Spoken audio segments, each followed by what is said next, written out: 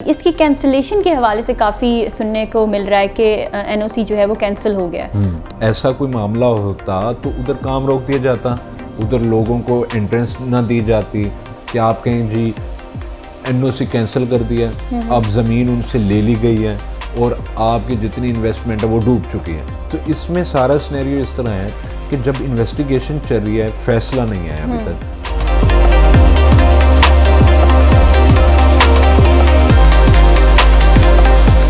अस्सलाम वालेकुम everyone, this is आजा and you are watching deal and deals. So आज हम एक बहुत ही इंपॉर्टेंट टॉपिक पे डिस्कशन करने जा रहे हैं जो कि है पार्क व्यू सिटी के एनओसी से रिलेटेड। बहुत सारे रूमर्स सुनने को मिल रहे थे कि पार्क व्यू सिटी का एनओसी कैंसिल हो चुका है। सो इसी हवाले से हमने सोचा एक वीडियो बनाते हैं ताकि हमारे व्यूअर्स को अच्छे से हम गाइड कर सकें कि आखिर ये माजरा क्या है। सो आज के इस टॉपिक पे डिस्कशन के लिए हमारे साथ अमीरुल हसन मौजूद हैं जो कि रियल इस्टेट एक्सपर्ट हैं और पार्क व्यू सिटी में काफ़ी क्लाइंट्स को डील कर चुके हैं। तो हम इनसे बात करते हैं और जानते हैं कि आखिर ये मामला क्या है। अस्सलाम वालेकुम अमीर। वालेकुम सलाम। कैसे हैं आप? अल्हम्दुलिल्लाह, आप बताएं हाजिर कैसे? अल्हम्दुलिल्लाह। तो अमीर, आप हमें बताएं ये कि सबसे पहले तो आप हमें ये बताएं कि पार्क व्यू सिटी को एनओसी मिला कब था?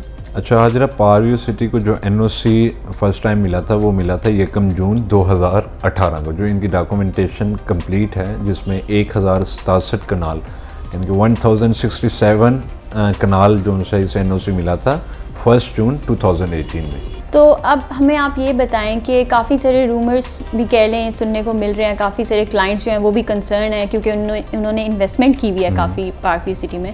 तो इसकी कैंसिलेशन के हवाले से काफ़ी सुनने को मिल रहा है कि एनओसी जो है वो कैंसिल हो गया है। तो इस हवाले से हमारे व्यूअर्स को गाइड करें। अच्छा हाजरा, ये जो इन्हें सस्पेंड हुआ था जो इनका एनओसी, ये सितंबर की बात है। सितंबर में सीडीए की वेबसाइट के ऊपर सस्पेंड आ गया था एनओसी के, पार्क व्यू का एनओसी सस्पेंड कर दिया गया टेम्परेरी बेसिस पे, और ये नहीं था कि परमानेंट बेसिस पे, क्योंकि उस वक्त इनके एक लैंड एरिया का इशू चल रहा था जिसमें इन्होंने किसी से लैंड परचेज की थी और उसमें कुछ मिसअंडरस्टैंडिंग होने की वजह से जो चीज़ें हैं वो थोड़ी सी ख़राब हो गई और फिर ये केस इनका गया हाई कोर्ट में, जो एक पर्सन की तरफ से जो से रेट दायर की गई और उसमें सारी चीज़ें इन्होंने बयान की और उस पर डिस्कशन चल रही थी, बहस हो रही थी, और फिर 7 सितंबर को इनकी जजमेंट आ गई कि इन्हें एनओसी क्लियर इनका कर दिया गया। सही। तो यानी कि वो जब सलूशन निकल आया और वो इनकी सेटलमेंट हो गई, और वो स्पेसिफिकली अगर मैं आपको बता दूं तो वो जो ब्लॉक है जिसके लैंड का इशू चल रहा था वो जे ब्लॉक के हवाले से था, जिसमें डिफरेंट लैंड अगेंस्ट फाइल्स भी चली और फिर इस तरह हुआ। तो वो इशू की वजह से इनका एनओसी उस वक्त सस्पेंड किया गया था, फिर उसके बाद दोबारा कंटिन्यू कर दिया गया।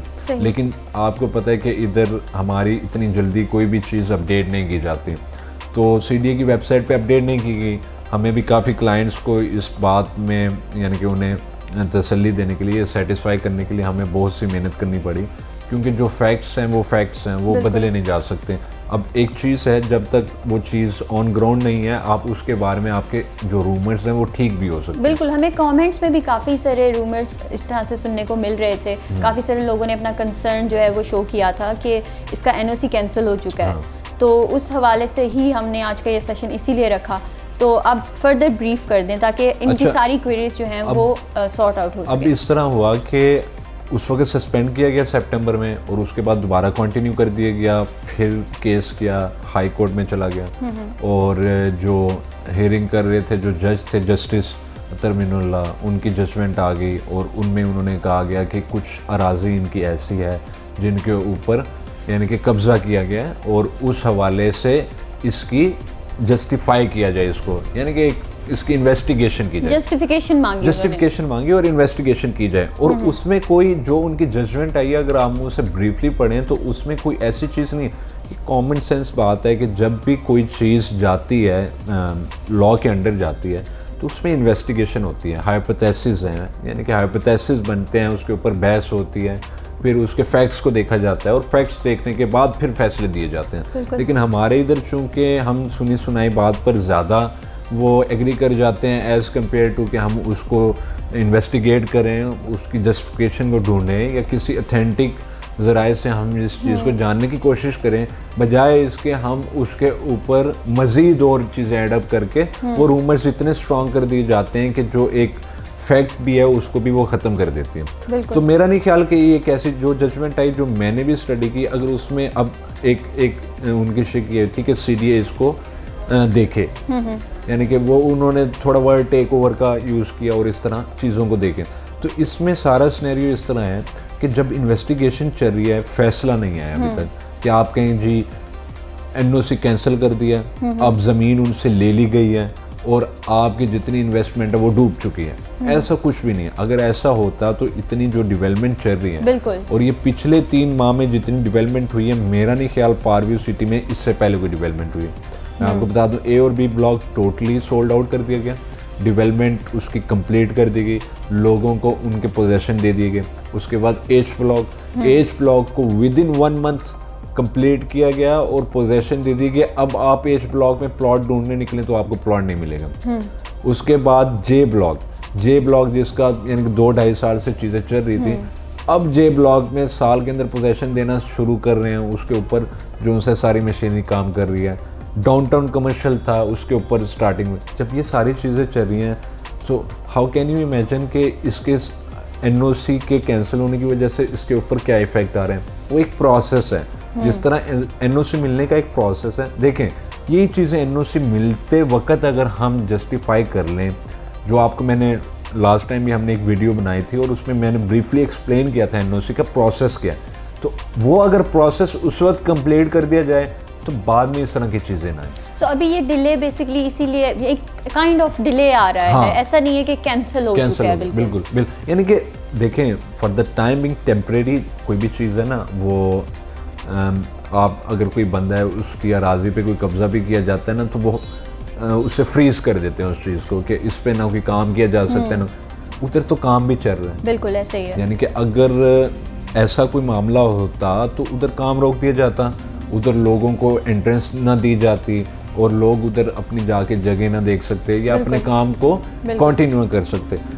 तो अगर इस तरह का सिनेरियो होता तो फिर मैं मान सकता था कि सही है रूमर्स, बिल्कुल कैंसिल हो चुका है और अब कुछ हो ही नहीं सकता, अब कुछ नहीं हो सकता और हमें भी इंफॉर्मेशन आ जाती है सोसाइटी की तरफ से, अब इस पे काम करना छोड़ दिया जाए, ठीक है, फॉर द टेम्परेरी, कि अब ये सिनेरियो हो गया है, हम इस पे फर्दर काम नहीं कर सकते, इसकी सेलिंग परचेजिंग नहीं कर सकते, इस पे प्रॉफिट नहीं चलेगा, ये आपका लॉस में जाएगा, तो हम इन चीज़ों को रोक देते। जब ऐसा कुछ हुआ ही नहीं है, एक जजमेंट आई, उस जजमेंट को देखा जाएगा, उस पर बात की जाएगी, फिर जो यानी कि प्रोसिक्यूटर और डिफेंडर के दरमियान जो कन्वर्सेशन है, ये एक पूरा एक प्रोसेस है। तो हम लोग इधर समझते नहीं हैं और हम एकदम से अपने भी फैसले सुनाने शुरू कर देते हैं। तो अगर हम उस चीज़ को स्टडी कर लें तो मेरा नहीं ख्याल कि ये रूमर्स जो उनसे आपको इतना अफेक्ट कर सकते हैं। ऐसा ही है। अच्छा, आप क्योंकि डील कर रहे हैं पार्क व्यू को, तो आप मुझे ये बताएं कि इस न्यूज़ के बाद आपकी डीलिंग पे कोई फ़र्क आया है? लाइक लोग मतलब उसी तरह से इन्वेस्ट कर रहे हैं, इन्वेस्टमेंट में कोई फ़र्क आया है? देखें, जो लोग हैं ना, यानी कि चंद लोगों की बात करता हूँ, ऐसे लोग जो यानी कि जमा पूंजी इकट्ठी करके वो कहते हैं कि हम अपना घर बनाएं और इस तरह नहीं, हाँ, उन लोगों तक बात पहुंची, डेफिनेटली वो परेशान हुए, डेफिनेटली यानी कि वो इस चीज़ से थोड़ा सा बैक ऑफ करना स्टार्ट कर दिया उन्होंने। लेकिन जो इन्वेस्टर है या जो इन चीज़ों को समझता है, उससे कोई फ़र्क नहीं पड़ा। दे नो कि कैसे ये चीज़ें चलती हैं, वो उन्हें पता है कि हमारे इधर जो भी चीज़ें हैं उनका किस तरह सिस्टम चलता है और क्या है, तो कोई इफेक्ट नहीं पड़ा। आपको मैं बताऊं, अभी J ब्लॉक डील कर रहे थे, इन्वेंट्रीज जो सी हैं ख़त्म हो गई, H ब्लॉक कर रहे थे, इन्वेंट्रीज ख़त्म हो गई, A B ब्लॉक इन्वेंट्रीज ख़त्म हो गई, लोगों ने प्रॉफिट डिमांड करना स्टार्ट कर दिया, जो यानी कि डिस्काउंट्स ऑफर कर रहे थे वो डिस्काउंट्स ज़्यादा से कम की तरफ आ गए। तो अगर ऐसी कोई चीज़ होती कि आप कहेंगे सेलिंग और परचेजिंग पे फ़र्क पड़ रहा है, तो ये प्रॉफिट रेशो तो वैसे ही नहीं निकलती उसमें, ये आपकी डिमांड वैसे ही कम हो जाती है। और पिछले एक हफ्ते के अंदर मैं आपको बताऊं, ओवरसीज ब्लॉग में जितनी बुकिंग हुई है तो शायद ही किसी में हुई है, J ब्लॉग में जितनी बुकिंग हुई है शायद ही किसी में हुई हो।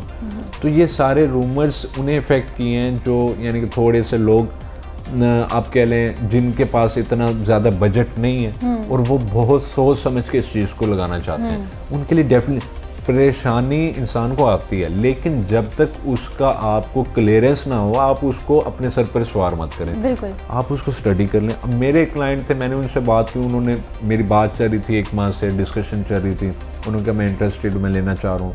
वो बेसिकली आउट ऑफ कंट्री थे। तो फिर वो सारी चीज़ें मैं उनसे डिस्कशन करता गया और इस पॉइंट पर आगे उन्होंने कहा जी ये हो गया, आपने मुझे ये कहा और मैंने उन्हें जजमेंट की जो पिक्चर है वो मैंने उन्हें सेंड कर दी। मैंने कहा मुझे ये पढ़िए। अच्छा, उनका ये कहना था कि जी सीडीए टेक ओवर कर लेगी। मैंने कहा चले सीडीए भी टेक ओवर कर लें, आप तो लॉस में नहीं जाते। एग्जैक्टली, आपकी इन्वेस्टमेंट तो सेफ है। सेफ है, कैसे सेफ है? अगर सीडीए भी इसे टेक ओवर करता है तो सीडीए से एक सेक्टर बना देगा। सो अमीर, मेरे ख्याल से आपने बहुत ही अच्छा गाइड किया है हमारे व्यूअर्स को, और जिन लोगों ने भी इन्वेस्टमेंट की हुई है उनको बिल्कुल भी घबराने की ज़रूरत नहीं है। ये एक स्लो प्रोसेस है जैसे कि अमीर ने बताया, और जल्द ही इसका आपको एक अच्छा रिस्पांस मिलेगा। पार्क व्यू वैसे भी बहुत अच्छा रिस्पांस दे रहा है, पोजेशंस भी दे रहा है, प्रॉफिट भी हो रहा है लोगों को, तो ये बेफिक्र होकर इसमें आप इन्वेस्टमेंट कर सकते हैं। सो आई थिंक आज का ये टॉपिक आपको अच्छा लगा होगा, इस डिस्कशन से आपको फ़ायदा हुआ होगा, और जो भी आपके क्वेश्चंस थे वो क्लियर आउट हो चुके होंगे। So thank you so much Amir for joining us today. Welcome. So viewers, आज के लिए इतना ही। This is Hajra signing off. This is Amirul Hasan signing off. Take care. अल्लाह हाफिज़।